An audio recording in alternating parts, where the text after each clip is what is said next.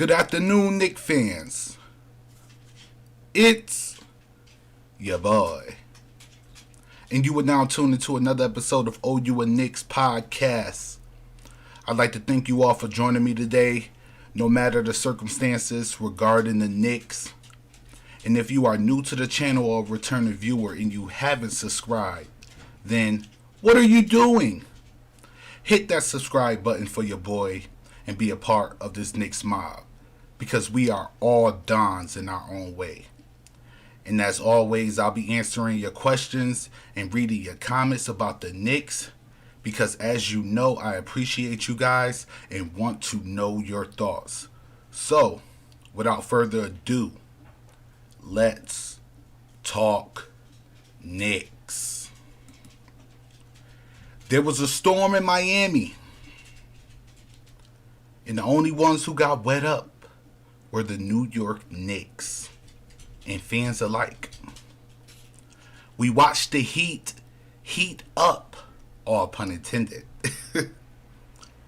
and put the Knicks to sleep with haymaker after haymaker, easily winning and putting the naysayers like myself to shame, because I actually thought the Knicks could win that game. Now, we're going to go over stats for the Knicks, but I want to get some things straight before we even start. And it will lead to a topic that I'm pretty sure that the majority of us are thinking at this time. And I would like to thank Sue over here, Miss Lee, for joining me. And let her be able to come in on this exact subject. So I'll ask you, Sue, with last night's game, who was most to blame for the Knicks' loss? Hello, everyone. It's good to be here again, once again. Yes, let's talk Knicks. Last night game,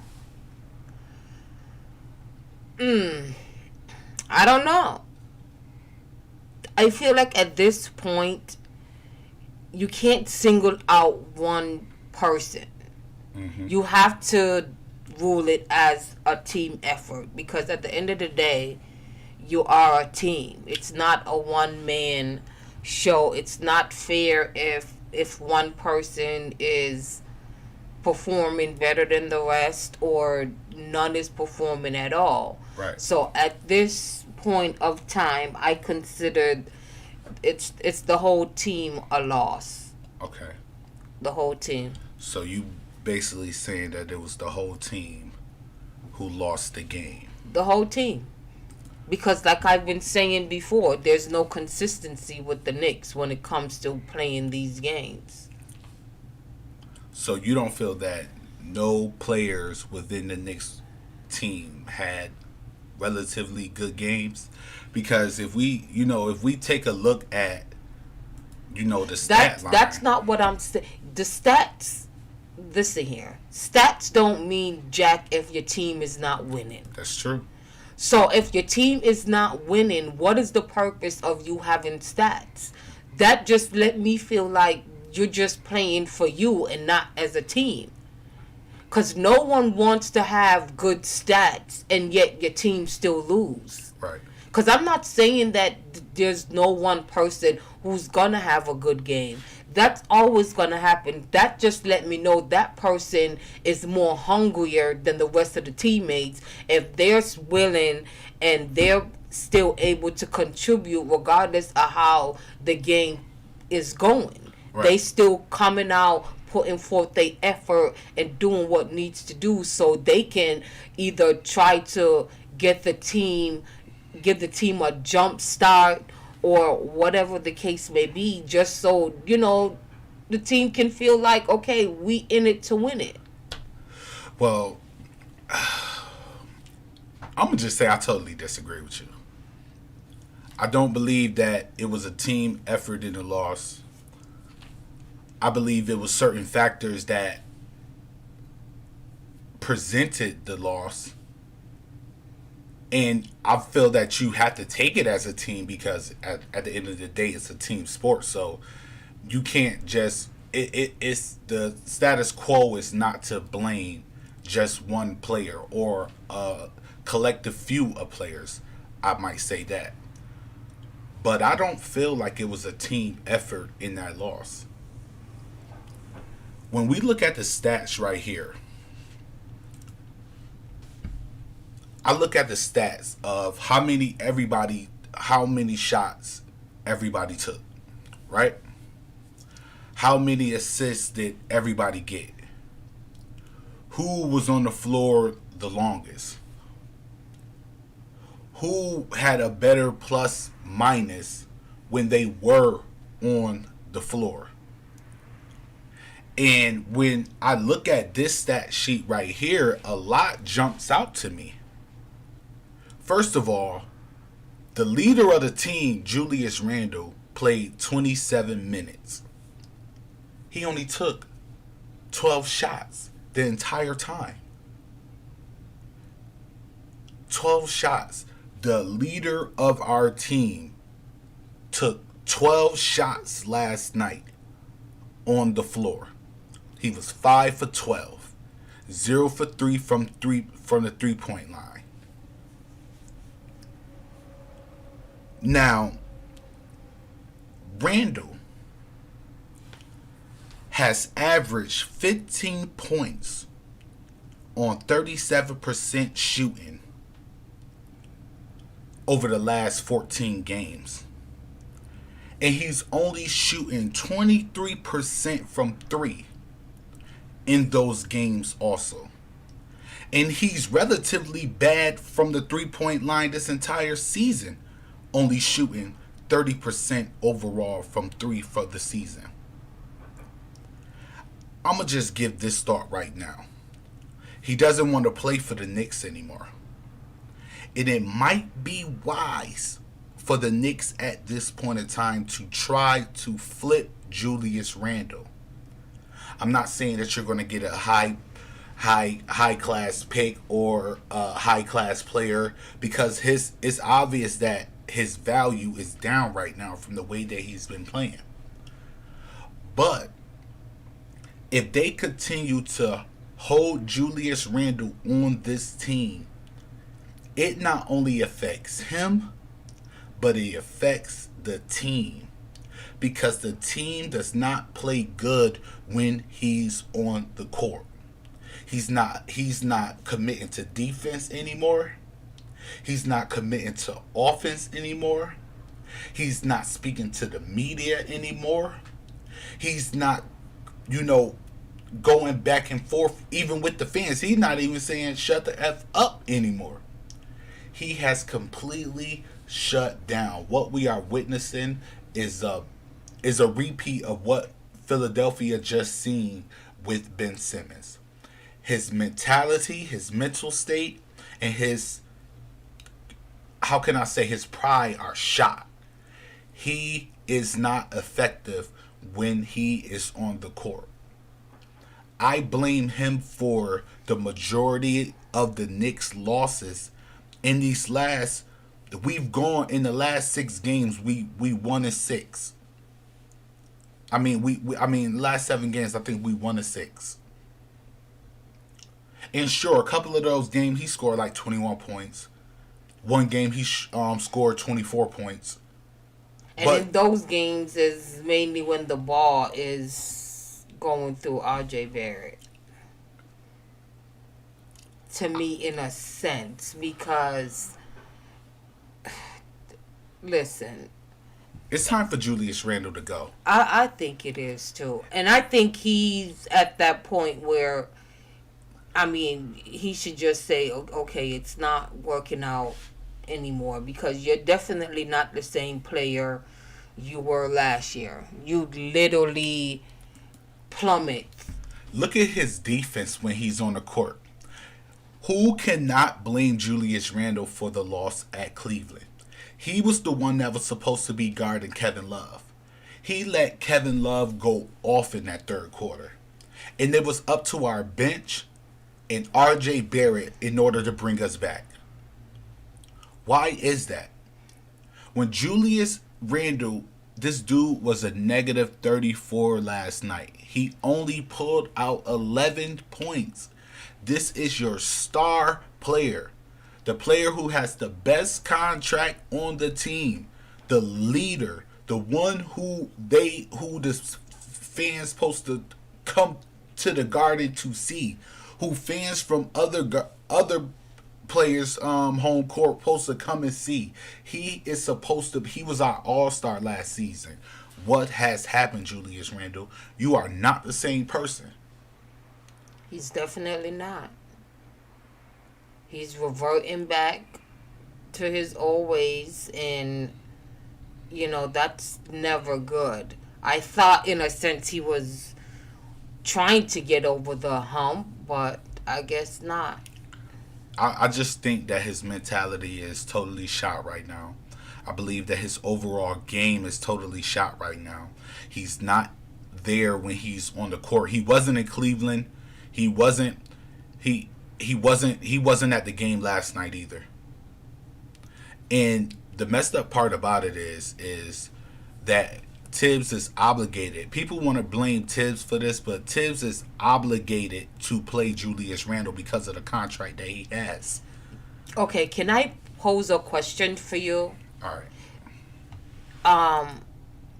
Now, would you think anywhere in the league with anyone where a player, if they know that they're not having a successful season, they're not having a great game, do you think that they themselves would say, you know what, to the coach or whoever, and say, you know what, to their team as well, and say, let's try something different, where they allow themselves to be put on the back burner so they can, have a sense to see how their team will function without them, to see, so they can study and see where they could improve, even though I know they out for injury, but I'm just saying where they do a self-evaluation and say, listen, it's apparently there's no unity going on right now. We're not seeming to strive with each other.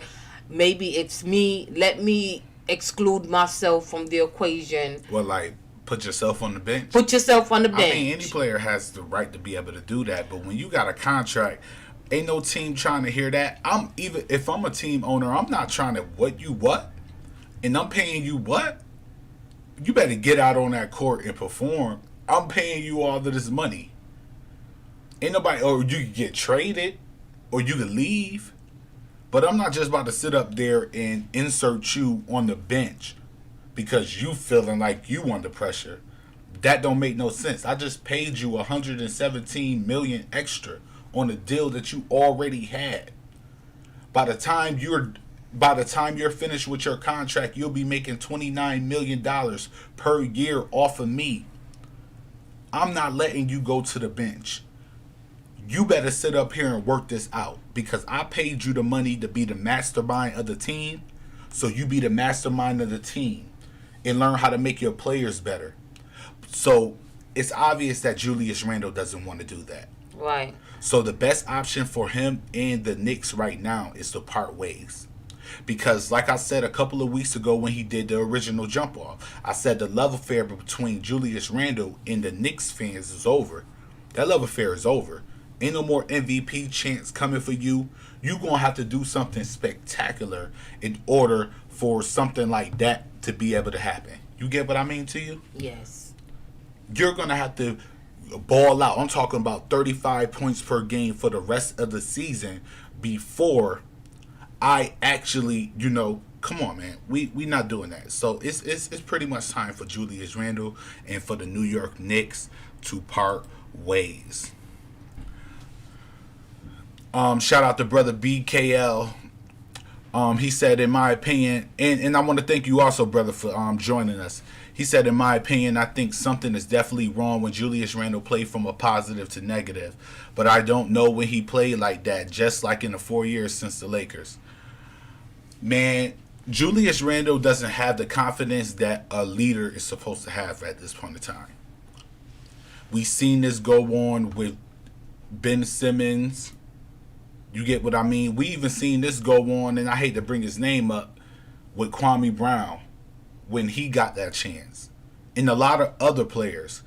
Is when the media and the people come at them, they shut down and they don't want to talk. We see the ones who get defensive, like Russell Westbrook and LeBron James and them. And then it's so many in Kyrie Irving. You got so many players that just cannot take the pressure from the media and from sports. They don't like to answer questions and they don't like to be judged because they can't take constructive criticism. If that's the case, you don't need to be in this field. This is what you signed up for. You know that these questions are going to come, regardless if you prepare yourself to answer them or not. You know that they're going to ask these questions. They're definitely going to question you about your game. Right. And they're going to want you. It's like when they do that, they want you to see whether or not you see if you made a mistake. Right. What can you do to better yourself? And to help your team. So when they're coming at you, it's not a way to attack you. They just want clarity, just like everybody else want clarity on what the heck y'all doing out there. Exactly. And then you can't be mad at that when you only take 3 more shots than Obi took. Obi Toppin, he took how many shots? He was 7 for 9. Overall from the field. He took 9 shots and you only take 12.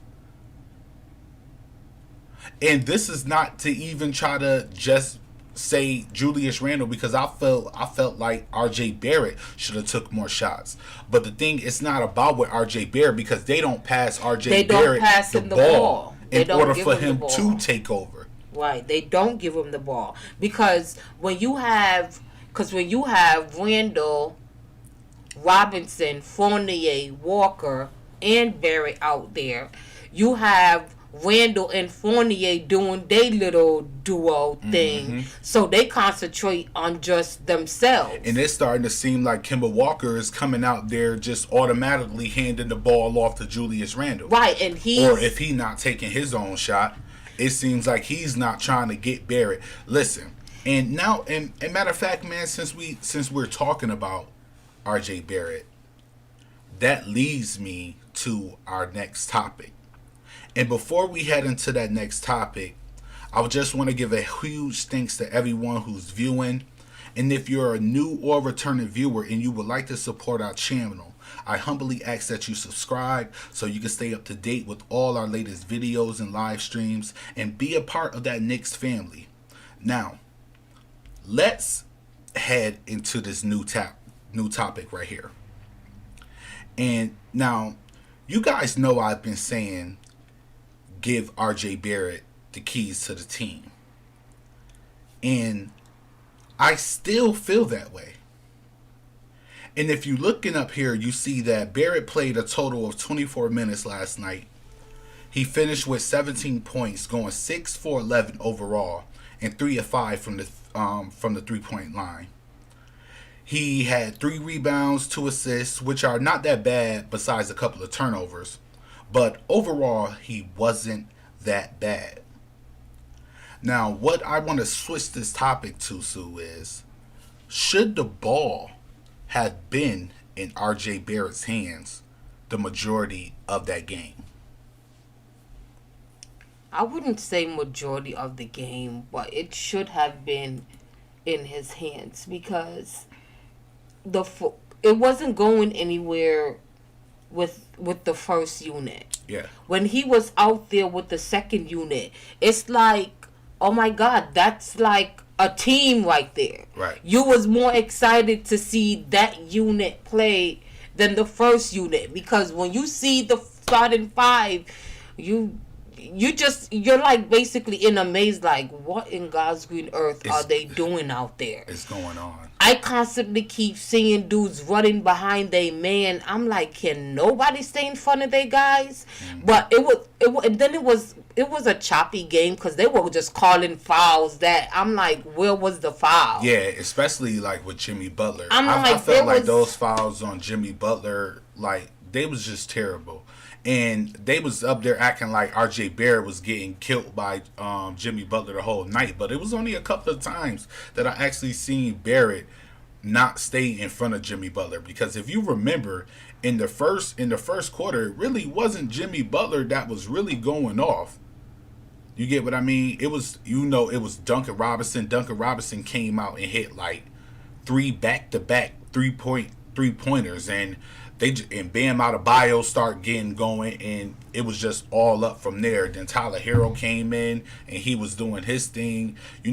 Jimmy Butler he was pretty reserved a little bit in the first half. In the second half is when he really started going off. If you notice, Jimmy Butler, I think he finished with only like 21, 22 points maybe. So he really wasn't going off. Even Tyler Hero at first wasn't really scorching us until the second half, and that's when he really got it going. But in the first half, it was relatively a good game that I still thought the Knicks had a chance in that game. And shout out to brother BKL Contreras, how you say it? I'm sorry, bro, my bad, I don't mean to butcher your name. Oh, my bad, bro. He said that's why Julius Randle needs to step up and help the teams. If not the trade deadline is on the door, and move out the teams. I know exactly whose fault it is when you never help the team. I mean, Julius Randle definitely doesn't help the team. He definitely didn't help us last night, and he definitely didn't help us when we were playing the Cleveland Cavaliers, because there was no way that the YMCA love should have came in that third quarter and started daggering us the way that they was doing us, and it was just out of hand. I feel like Julius Randle has lost all types of confidence, and he will never be the same. But sticking to R.J. Barrett, I definitely think that it's time to run the offense fully through R.J. Barrett. It's time to bench Kemba Walker and bring Evan Fournier back into that starting lineup, because I feel like we play better with Evan Fournier in that lineup. You don't agree? Fournier or Burks? I mean, Burks. Excuse me. I saw your face. I'm like, you're like, yeah, because I don't know. It's funny. It's just, it's like, I feel like the Knicks pick and choose, to me, certain players of when they want to give their best in games, and sometimes they do great when Kimber's in the lineup. They do. But he's a liability on defense. Yeah, I get that, because he didn't score. Look at him last night. I mean, he just could not stay in front of anybody. He was trying to get his little offensive foul, but that wasn't working. Shout out to brother BKL. He says, speaking of which, when the Knicks bring back Kemba Walker in the game, he played like no defense. That's why, in my opinion, I need a perfect point guard with no D Rose. That's why Julius Randle is on the trade deadline. I completely agree. And I feel like, listen, man, I think the best bet right now for the Knicks is to get rid of Julius Randle now, because you have two players who's really coming into their own, in Obi Toppin and Cam Reddish. Right. I know Obi Toppin is your number 8 pick, so I know if you was to get rid of Julius Randle now, Obi Toppin most likely will come to the starting lineup. And the thing about, if you trade Julius Randle and you bring Obi Toppin to the starting lineup, Obi Toppin doesn't command the ball as much, and he's willing to play defense. Right. He's going to play. He's not as a stout defensive player as Julius Randle, but he will play defense. Right, and then even with that, they'll make plays for him. They'll look for him to give him the ball. But my thing is this. What you talking about? What, as far as what with Obi coming in for Julius? Right. My thing is this.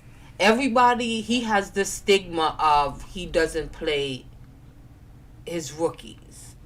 But he's not a rookie anymore. I know he doesn't play.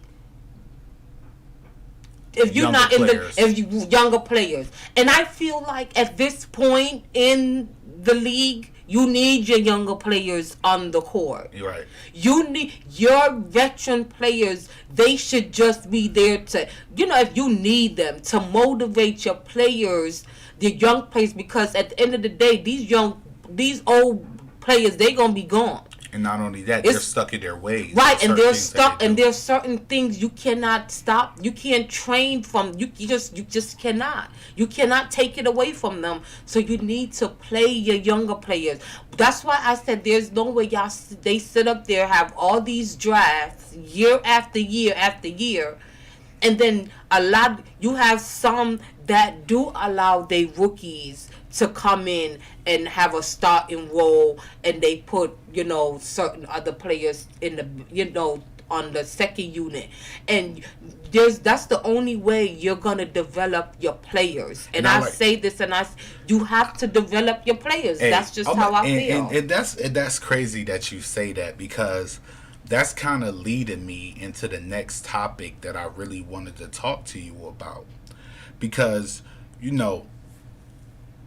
seeing that our veterans are not where they need to be, and that they are not, and we feel like the young players are the players on the Knicks that's really putting towards the effort into winning and showing the drive and commitment to the team that we actually want to see. I want to ask you this, because we know that the season is in full effects and the Knicks don't seem to be getting better. So I'll ask you this: should the Knicks call the season a wrap and sit their veteran players and go for the draft while still developing their young players, as such as letting RJ continue to play, Obi quickly, the young core, and maybe sit Julius Randle, Kemba Walker, and Evan Fournier? I wouldn't say sit them, but just let them finish out the season, just so you can get something back for them if you do plan to trade for them. But I do think it's over for the Knicks, because there's, like I've been saying. So you're saying that the season is over. No comeback. Because there's no consistency with them. They can't be consistent on a back-to-back game. No, it's, in my opinion, they're done for the season. They just might be. They just done for the season, because you just hurt my soul and my heart. I know. Everything. It hurts me to say it, and it really does, because I was rooting for them. They started out so good. It always would take me back to opening night. When they won they first overtime game against the Celtics. That was a beautiful game. I felt like they played as a team in that game, and then it's like after that, I don't know, it's like they disappeared. Okay, so I don't really feel that way. I feel like the Knicks, even though that they're in the position that they're in right now, that they're only what are the Knicks? Only maybe 3 games under 500. You could easily overcome that with how connected the East is on a string as far as with their standings. I don't feel like the Knicks season is necessarily over, but I do think that now is pretty much the time to focus more on our young players, I would like for the Knicks to see if they sit Evan Fournier and bring in Quentin Grimes to start alongside RJ Barrett. Or if they was to trade Julius Randle and bring Obi Toppin in to start. But you would think throughout the season that he would try to get a sense of with a starting five, who he think would match. Who you talking about as far as Tibbs? Yes, as Tibbs. I mean, he does have his starters five. Yeah, we knew who the starting five was. Just hold on. Just let me say this one thing to you. We knew who the starting five was going to be at the beginning of the season.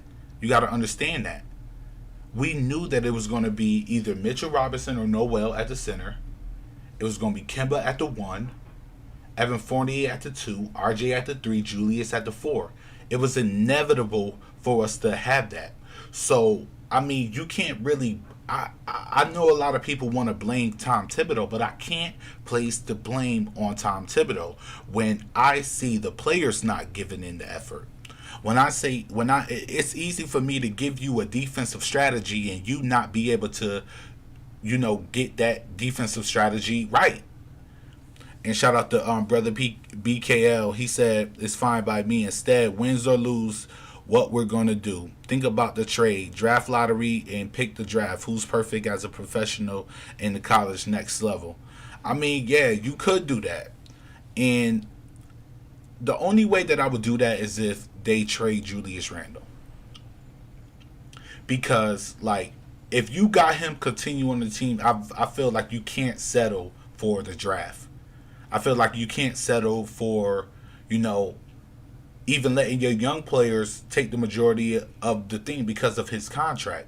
But if you traded Julius Randle, then you have the excuse of saying, okay, now we just going to play our young players and then let RJ Barrett take the mantle and lead you wherever he leads you. Hey, you never even know. You might be in the play-in game. You might get into that 8, 9, 10 spot. You get what I mean? Right. Because I do like how he plays with... I really do love how RJ plays with the second unit. It's like when he goes off, it's like he light a fire under them. He lights a fire under them and they get going. And I like that. But it's like when he's in with the starting unit, it's like, oh my God, what are you guys doing? So I feel like at this point, if he can leave Kemba in, just sit Fournier out, have him come in the second unit, just to... It's like you halfway there now. It's like, okay, when are you going to figure it out? Mm-hmm. It's apparently...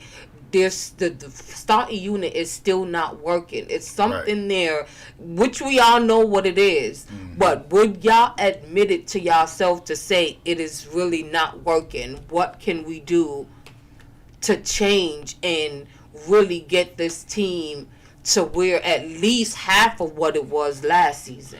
I don't see that happening with Julius Randle playing the way that he's playing. Yeah, because he's not giving his 100% at this point. My thing is, you shouldn't have went off on Knicks fans, and you know how Knicks fans are. They'll love you today and hate you tomorrow. So you can't sit up there and cop an attitude because you in your feelings because of something that you did.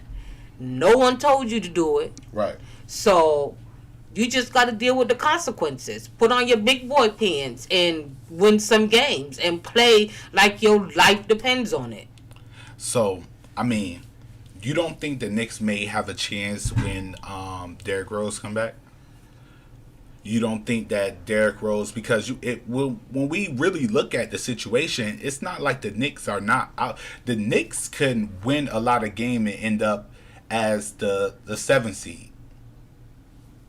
They could go on a run and take the 7th seed. It's not that much, separation between the 6th and the 12th. Should I say the 11th, where the Knicks are at. So you don't think that with Derrick Rose coming back into the lineup, you've seen he's been practicing, he's been at the games, he's looking like he's getting ready to, make that journey back onto the floor. Do you think with bringing Derrick Rose back that it may stir something in the New York Knicks? I don't know. Because you do have some teams, for some reason, after they come back from the All-Star game, they like a whole new different squad. It's like they like yo. It's like down to the wire. But I don't feel that at this point, Brother KBL said, well, wait a second. IQ is only one in position. Only one in positive. In positive, there's only the way to put Kemba on the bench and bring IQ in the starting lineup. I think IQ played defense with RJ and Randall. Well, Quickly do play defense, which I love his defense. I really do. But I feel like when Quickly, RJ, and Randall is on, Randall makes it about him. He isolates. He doesn't think about, okay, I got Quickly to play the point for me. Where he stands around. I see him pass the ball to Quickly. He does. I see him pass the ball to Quickly sometimes more faster than he'll pass it to RJ because he won the three. But he wants it back. He wants the ball back, and he knows that Quickly is going to pass him the ball. Yeah, they all because he doesn't sit there. He'll set a screen, but it'd be the fastest screen you ever seen in the world. Why? Because Julius want the ball back. He doesn't run the court like the other players run the court. He stands around and look. Shout out to Connor, man. He said start IQ. Shout out to Connor, man. No, quickly needs to come off the bench. I think Quickly would be more suited for the bench because of when Rose come back. Because Rose need that. With Quickly and Rose, it's more of a 1-2 punch. And then you add, Obi with that. It's like they play more of a faster pace. They do. I do want Kemba to be taken out of the starting lineup because it's plain to see that his defense is not going to get any better.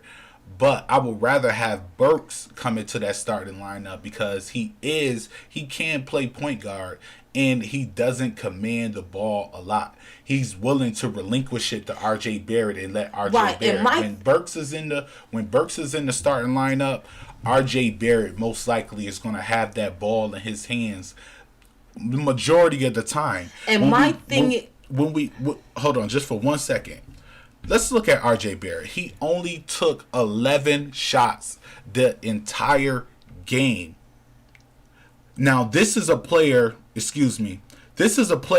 who's been averaging about 25 per game since January started. There's no way in this world that RJ Barrett should have only had 11 shots in that game. Just like it shouldn't be that Julius Randle only had 13 shots in that game. Both of them should have been the majority holders of the ball of that night. And me, in my opinion, take it from Julius and give it to RJ and let him run the total offense completely. Yeah, but Randle's shots wasn't even falling. I understand that. He at all. No matter how much he tried, his shots just, and then even when your shots not falling, he normally is either helping on the rebounding aspect or getting assists or and last night he finished with 4 turnovers. He did have 4 assists but he only picked up 6 rebounds, but he was 5 of 12 from the field, 0 for 3 overall. He only got to the line 1 time, and that's something that I had to take into account last night too. With the refs really be doing the Knicks dirty, but like I always say, that's no excuse. I feel like the Knicks should have been better overall, and I definitely think that Julius Randle should have been better because there's no way you should have only took 12 shots. Right. And they should have came into this game knowing that the next 2 games was going to be hard for them, knowing that the fact that they did not win that Cleveland game. Right. They knew Miami was going to come out on fire. And definitely when they played the Bucks, they know already the Bucks is going to come out like, y'all not going to win this game. And teams are starting to figure the Knicks out. They've figured the Knicks out. But I'm talking about in this aspect. They are starting to realize that, listen, if we hit them with our hardest punch in the first quarter and get them down, they will never be able to come back from that. And that's what teams are starting to do. If you notice teams now, you ever seen when the Knicks get to a, when the Knicks are either even or leading in the first quarter, that they either win that game or sometimes they have that loss. But when they're trailing in the first quarter, they never usually come back. Because that's because when they come out, they tend to do more ball movement, and then throughout the course of it, they tend to die down and stop moving the ball, and the ball tends to be complacent and it's stuck with one person, and then the double team comes. He doesn't know what to do. By the time it's like he fully waits for the double team. It comes and then they blocking him, and then he passes the ball and turns it over. Shout out to brother BKL. He said exactly 100% correct. Yeah, man. I mean, it's everything is pretty much obvious with the Knicks of where the problems lie. But the contract situation is just so bad, to the simple fact of the matter is they can't change what they already done built. They've invested so much into the starting line and the bench that it's so tough for them to, come back from this. You get what I mean? So the best bet for the New York Knicks to do right now is to explore a trade for Julius Randle to be able to relinquish the keys to RJ Barrett. And then even with Derrick Rose coming back, I don't know. I still don't see it. If I go on the record I could probably put myself on the record today that we won't see the Knicks in the playoff. I'm not gonna say that and if they prove you wrong, I'm gonna laugh in your face. It's okay. Because it's okay. I don't feel like the Knicks season is necessarily over, because they're only 3 games under 500. You could easily go on a 10-game winning streak, and then next thing you know, you 6 games over 500, 7 games over 500. Next thing you know, you right in the standing. You could either be in the play-in tournament. Yeah, it's always shout out to brother BKL. He said if it is possible. You got a point. Yes, because there is a point that you cannot count them out with only being 3 games under 500, because you could go on any type of streak and next thing you know, you right back in contention, and everybody like, everybody bing bonging and all types of stuff. You get what I mean? Well, so they need to let me eat my words. Right. Right. So I'm not gonna call it quits on the Knicks season. I still think the Knicks can be able to get it done. I still think the Knicks can be, at least a play-in team. So I'm not going to give up hope on my Knicks. I think that the best situation for the Knicks to do right now is to trade Julius Randle. I think that I hope them to prove me wrong. His whole entire aura is beginning to be, a headache for the New York Knicks. It stinks. Yeah, but we're not going to hold you guys anymore. We've been rocking with you guys for 46 minutes. And I just want to thank you guys for, joining me again. I thank you for the support that you guys been giving me. I ask if you are new to the channel or a returning viewer and you haven't subscribed, I ask that you subscribe so you could link in with us all the time. And without further ado, we're going to head out. And like always, I want you to lead by example.